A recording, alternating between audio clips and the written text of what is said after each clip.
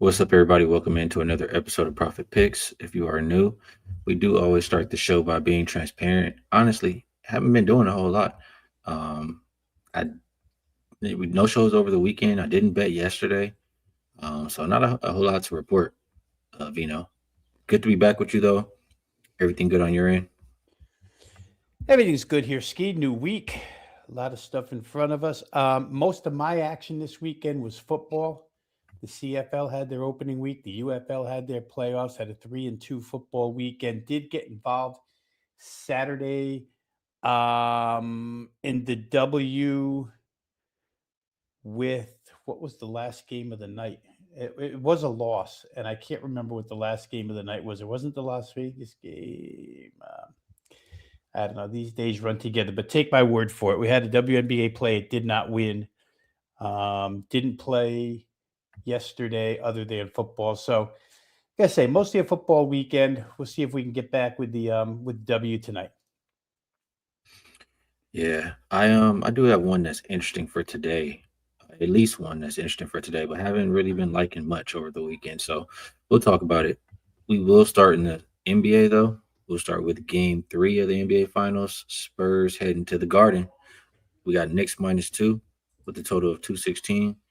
Um, Spurs, real big disappointment for me, honestly, Vino. I thought that they would look a lot better than what I've seen in the first two games. Like Wemby, as much as he was punking Chet in the last series, he looks like he's getting punked now.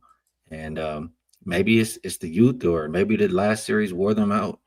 I don't know. The Spurs haven't been looking like the Spurs that I'm used to. I'm curious if you think you're going to get another performance like that tonight, or will they finally turn it around after a few days rest and to strategize? What do you think here, Vino? All right. First thing I want to say is that I had to go back and I had the Fever New York game the other day, which wound up being a loser. That was bothering me that I couldn't remember. That was a Saturday night game. Um, Couple of things here, Ski. It does, I think, to the eye, it looks bad if you're San Antonio. Statistically, it doesn't look bad at all. It's not that big of a separation here. I think what we all remember the most is what's happening at the end of these games. San Antonio's winning with 90 seconds left in game one. They kind of freak out as a team and get outscored 11-0 in 90 seconds, chucking up shots really fast in the shot clock, fouling. Meanwhile, the Knicks, were the team that seemed way more composed, made every play. Then last game, you're 104, 104. You get a defensive rebound with 20 something seconds left. You've got a chance to win the game. And what do? You go up the court and throw it off your teammate's back. He's not even looking. So it's the late game stuff that has really cost San Antonio here, at least from a straight up perspective, not necessarily from an ATS, because they've obviously been overpriced 2 games in a row. They've shown the ability to blow a big lead. They've shown the ability to come back from a big lead because the rally in game two was pretty good on San Antonio's part. As far as statistics go, they shot way better in game two. They only shot 36% from the field in game one. They shot 47.5 in game two, which was the Knicks haven't shot the ball really well at all in this series. What they've done is they've made a couple extra threes. San Antonio has been to the free throw line more. It's really, like I say, on the statistical end, it's not as bad as 0-2 heading back to New York sounds. But they've got to correct the close game situational stuff if they're going to win tonight, right? This game is near pick 'em. It's about a bucket. Knicks are favored here. If they're going to win, they have to get the close game stuff down. They've got to be more composed. They look like a young team twice in a row now. While New York looks like the much more mature team. I'll say this about Jalen Brunson because, again, he took over in game one. But Jalen Brunson, 19 for 56 in this series, only 33.9%. I mean, San Antonio is doing a good job on him. So there's all kinds of things here that you could say San Antonio's close. The question is, can they get over the hump on the road? New York's going to be a frenzied atmosphere. I have a hard time And I don't know, Ski. Oftentimes, when we analyze games, it comes down to with me and you. I've seen this one before, right? And I've seen this one before, and it just seems like the Knicks here, gut feeling is too easy of a play. Just seems too easy. Like everybody's gung ho on the Knicks. San Antonio's being outplayed. Tell you, when I comb through it, they're really not being that badly outplayed, if at all. I think they're good enough to win a game. So if it were me tonight, and believe me, I haven't bet it yet. Couple of options that I'll put on the table here that I have for this game is either San Antonio first half in desperation mode down 0-2. Maybe the Knicks get caught up early in a little bit of a frenzy. And the Knicks, for what it's worth, haven't always been the best first half team. Do a lot of good fourth quarter work at home for sure.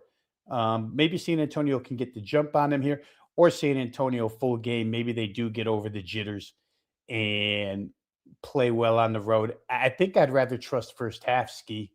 I don't know that I want to trust San Antonio in a 2-point game with 40 seconds left again, and just say my prayers and hope that they can overcome what's been bad late game play. So maybe the Spurs first half for me.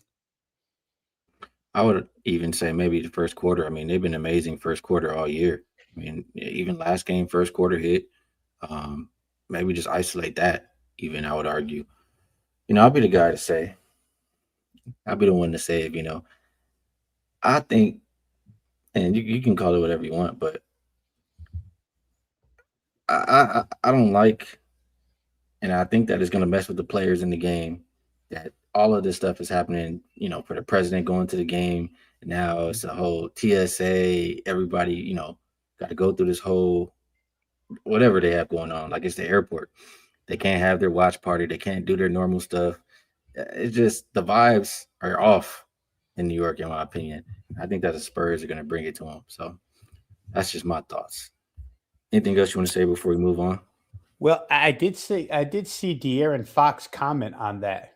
That it's a little bit different now. We got to go through all this protocol, all these extra checks because the security has to be what it has to be. And I will say that something like this, Ski, it kind of correlates to when we see um, banner hangings in an arena, and everybody's so happy. There's a banner hanging. It's a frenzied atmosphere, and then the team goes out. The home team goes out and lays an egg, and it's very possible. You isolated it even further, and I can't disagree. Maybe first quarter is even a better play than first half, but I just have the feeling that San Antonio gets the jump out of the gate in this game, and maybe we can cash a ticket with them early. I wish I could trust them full game, but what they've shown so far late in games, you just don't want to be on that side if it's close.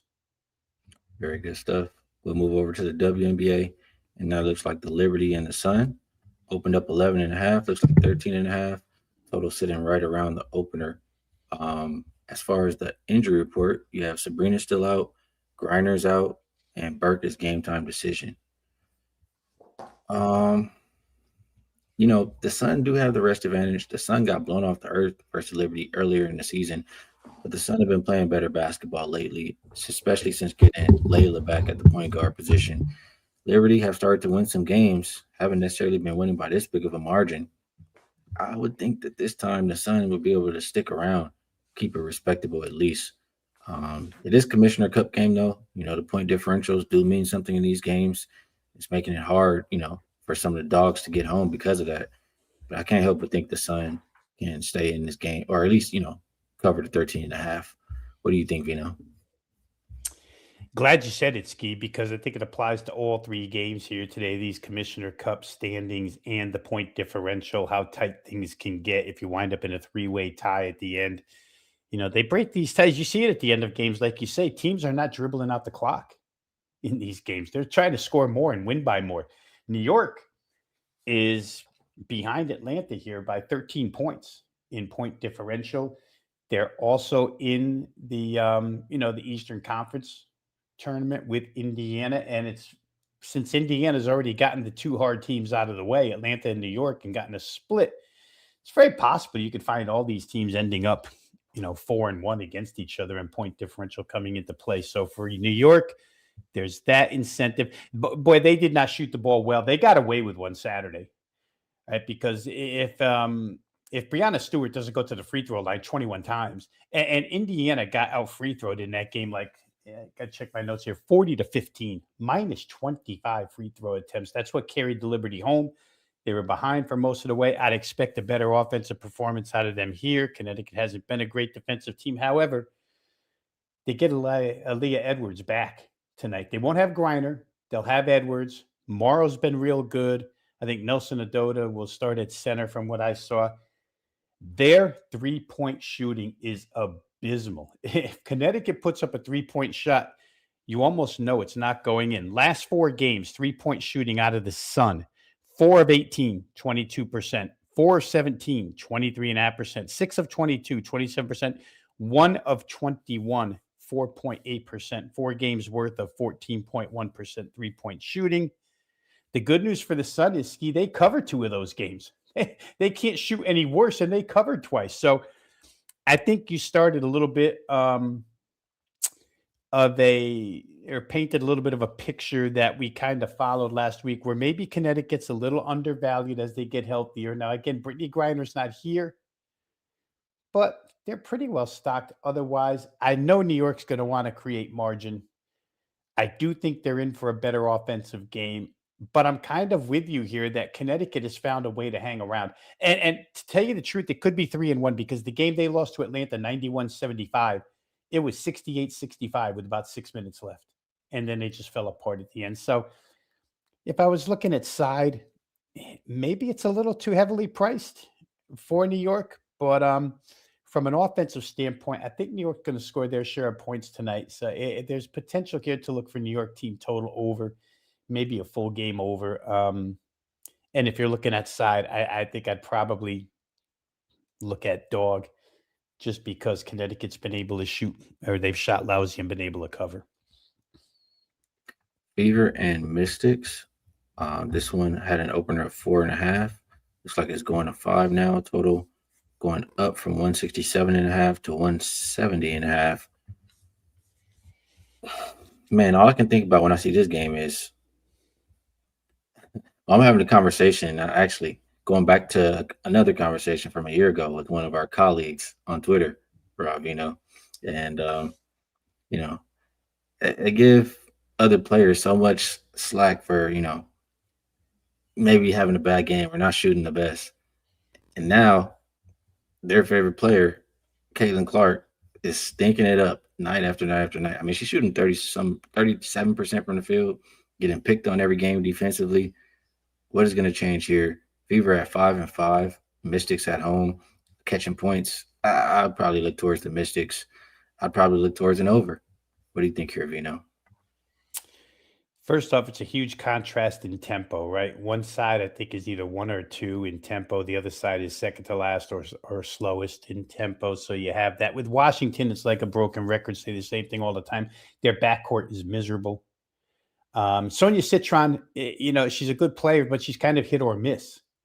When she's on, they're a better team. When she's not on, which has been fairly often, they get nothing out of their point guard. They're a team that has to win on the interior. A couple of things here. Indiana, of course, they've gotten the 2 hard conference games out of the way. They've played New York. They've played Atlanta. Now their next 3 in a row are Washington, Chicago, and Connecticut. If they're going to build point differential, if they're going to stay in this race to make the Commissioner's Cup, then they should win these 3 games. They really need all 3. Washington is last in the league in fast break points. Washington allows the second most points off turnovers. Again, it's kind of a backcourt versus front court matchup. And Indiana's front court hasn't really shown all that much this year. I think Washington does a couple things well that Indiana can combat. Washington rebounds the ball well, but Indiana is the number 1 defensive rebound percentage team in the league. Kind of surprising to me, but they get on the defensive glass, and they've played better defense the last 2 games. I mean, let's face it, they held New York to, I think, 2 of something from 3, and like I say, without the free throws. I think Indiana is probably the right side here. I'll go a little contradictory to you. The problem is the price with them. You can't. It's hard to trust their defense enough. But I think in this range they can probably win by 6 or more. I just don't think Washington's good enough at shot making. So I'd probably look Indiana. Total has been bumped to 170 and a half now. Also, last thing here, really quick. Washington's defense hasn't been good. If Indiana makes some shots, they could definitely pull away here. Caitlin Clark, she's getting annoying to watch because she's always arguing with somebody every 2 seconds of the game, whether it's her head coach or a ref. So we'll see what happens here tonight in this one. But I think Indiana might be the right side. Well, we see this one a little bit different. We'll see how it shakes out. Um, and I forgot to mention Aaliyah Boston is questionable. Clark is probable. Last game for tonight looks like the Storm and the Aces. Opened up Aces minus 13.5. I see 16 out there now. Total open 164.5. Seeing it as low as 162. And I mean, that makes sense when I see, how the Storm have been playing lately. I mean, their offense has just been non existent, really. I think they get Malonga in the lineup tonight. I'm pretty sure they do, but you're looking at the Storm 68, 68, 56, 72, 64. I mean, you're not going to win games playing like that, especially not going to win versus Aces playing like that. Um, but like I said, I do think Malonga helps them on both ends of the court. So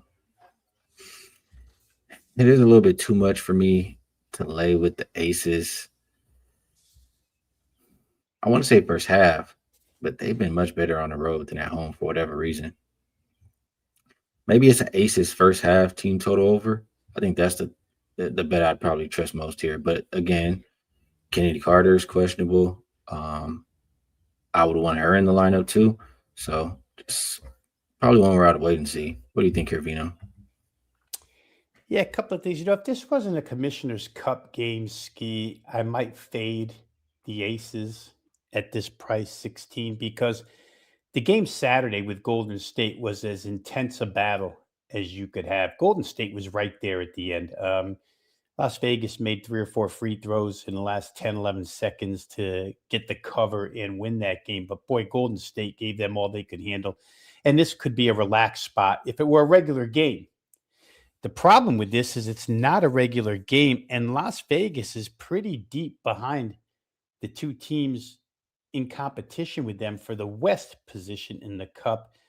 They're 42 points down to Minnesota in point differential. They're 16 points down to Dallas in point differential. Both of those teams are undefeated, like Las Vegas, in Cup play, and they play Minnesota and Dallas this week after this. So it has the makings of a little bit of a letdown.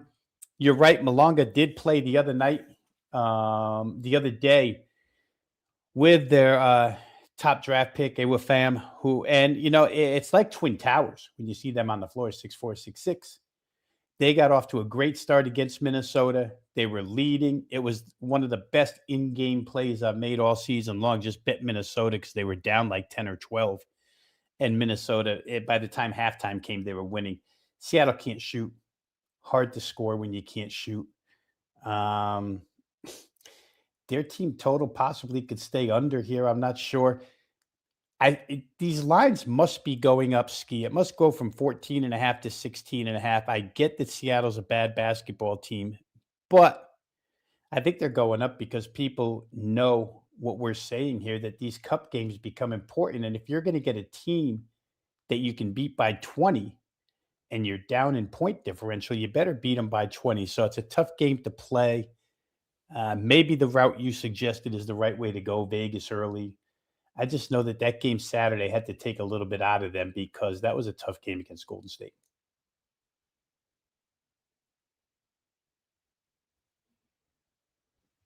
Vino, my bad. I'm gonna wrap it up. I'm just gonna put this on the screen, man. I'm a little distracted today. Buy three, get three free. 6 days for $69. You can rock with Vino or myself. A good way to get involved with either of us. Vino, if you have a best bet, we love to hear it. If you don't, it's all good. And if you have anything else you like to promote, feel free. We'll skip the promotion and get out quick here, Ski. What I'll do is I will leave a best bet because I bet this one New York Liberty team total over here tonight. I'd expect them, like I say, to score big. Number here is 88.5. So that's what we're going to leave you with. Best bet New York Liberty team total over 88.5.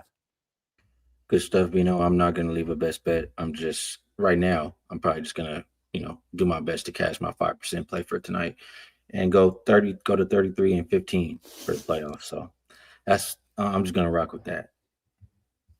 Always good to break down the games with you, Vino. I appreciate you taking the time to do it. Chat, we appreciate you all. Thank you for supporting the show and bringing your insight as well. Best of luck, everybody, on all your action. We'll catch you guys